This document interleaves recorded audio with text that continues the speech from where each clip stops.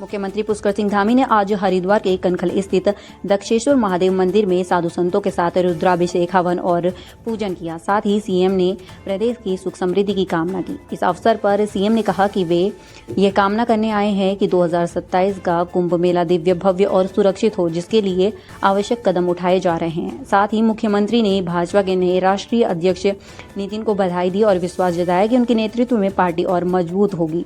इसके बाद अखाड़ा परिषद के अध्यक्ष रविंद्र पुरी ने कुंभ की परंपराओं को बनाए रखने में सरकार के साथ खड़े रहने की बात कही। महादेव की नगरी में जब भी आना होता है तो ऐसी मन में अभिलाषा रहती है, प्रार्थना रहती है कि महादेव का आशीर्वाद मिले। आज महादेव का आशीर्वाद भी लिया है कि सारे काम सारे प्रदेश के अंदर बिना विघ्न बाधा के संपन्न हो। आने वाले समय में हमारा कुंभ मेला हो रहा है।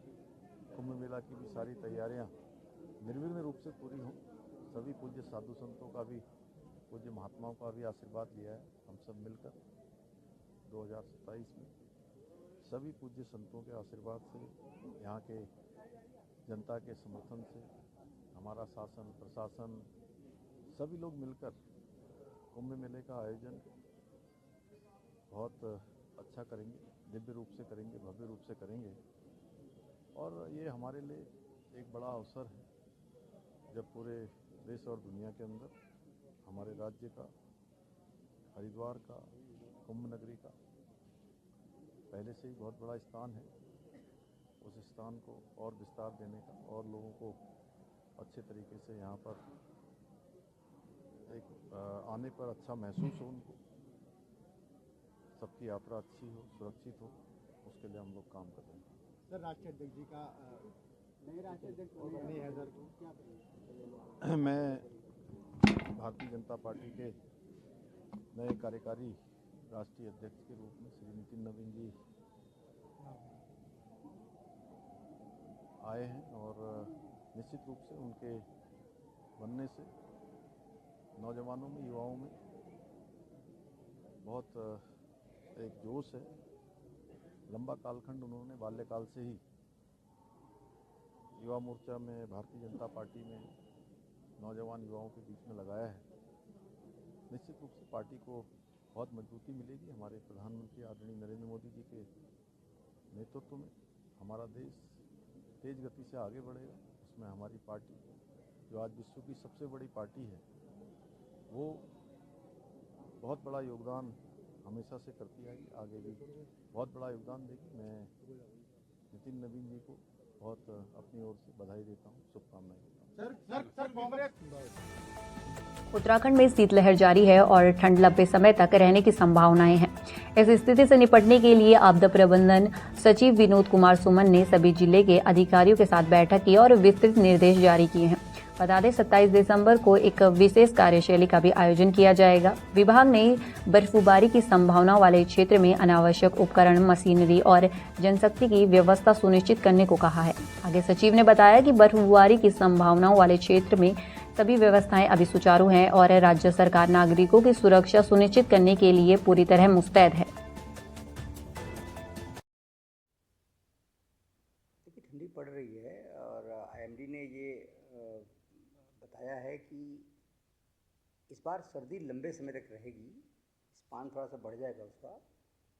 और शीतलहर आप देख रहे हैं लगातार चल रही है। हालांकि दिन में टेम्परेचर काफ़ी ठीक ठाक है, दिन में ठंडी नहीं है, लेकिन सुबह शाम और रात में काफ़ी ठंड पड़ रही है।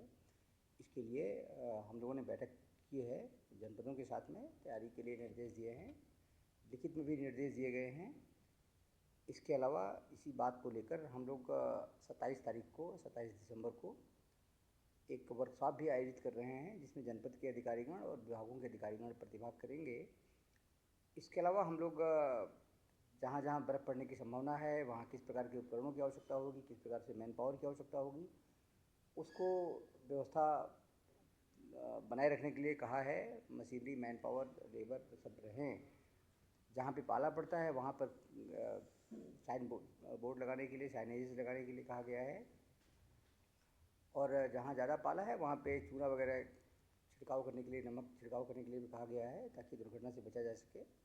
अभी तक व्यवस्थाएं सुचारू हैं, आगे भी इस तरह से करने का प्रयास करेंगे। चमोली जिले के पोखरी ब्लॉक के गेसा गांव और आसपास के क्षेत्रों में इन दिनों गुलदार और लंगूर का आतंक फैला हुआ है। इसी आतंक के बीच गेसा गांव में गुलदार ने जंगल में घास चर रही 7 बकरियों पर हमला कर दिया, जिसमें से 2 मृत मिली और 5 लापता हैं।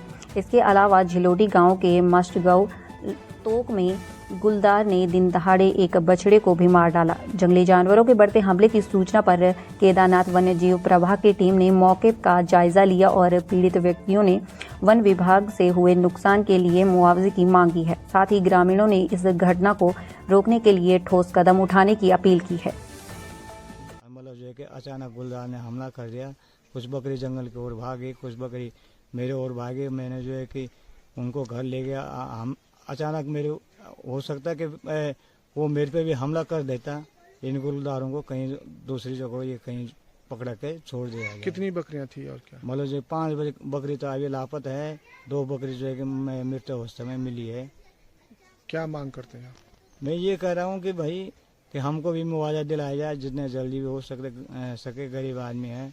मतलब 5 बकरी तो लापता है और 2 बकरी मृत अवस्था में मिली है और 5 बकरी का भी हमको कुछ मुआवजा दिलाया जाए।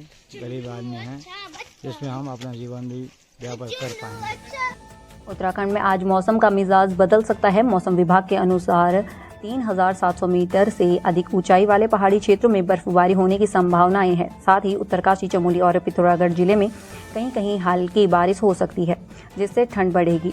हालांकि अन्य जिलों में मौसम शुष्क बना रहेगा, पर तापमान में हल्की गिरावट दर्ज की जा सकती है। मौसम विशेषज्ञ रोहित थपलियाल ने पहाड़ी क्षेत्रों की यात्रा करने वालों को सावधानी बरतने और गर्म कपड़े पहनने की सलाह दी है। 15 दिसंबर हो गई है, तो आज उत्तराखंड के उत्तरकाशी, चमोली, पिथौरागढ़ के ऊंचाई वाले स्थानों पर कहीं कहीं बहुत हल्की से हल्की वर्षा, बर्फबारी मिलने की संभावना है, जबकि ज्यादातर स्थानों पर उत्तराखंड में मौसम साफ रहने की संभावना है। उसके बाद 4-5 दिनों में उत्तराखंड में मौसम जो है ज्यादातर स्थानों पर शुष्क रहेगा और फिर 21-22 में जो है थोड़ी एक्टिविटी हो सकती है, जिसमें जो है उत्तराखंड के उत्तरकाशी, रुद्रप्रयाग, चमोली या पिथौरागढ़ जनपद में जो है कहीं कहीं बहुत हल्की से हल्की वर्षा, बर्फबारी मिलने की संभावना है। तो ये कह सकते हैं कि जो अभी 4-5 दिनों में उत्तराखंड में ज्यादातर स्थानों पर मौसम जो शुष्क है। तापमान की बात करें तो जो है न्यूनतम तापमान अभी उत्तराखंड में जो है सामान्य के आसपास चल रही है और कहीं कहीं जो है सामान्य से 1 या 2 डिग्री ऊपर चल रहे हैं। तो आगे 2-3 दिनों में जो है न्यूनतम तापमान में 1 से 2 डिग्री सेल्सियस की गिरावट की संभावना है और जो न्यूनतम तापमान है वो सामान्य के आसपास या कहीं कहीं जो सामान्य से 1 से 2 डिग्री नीचे आ सकते हैं।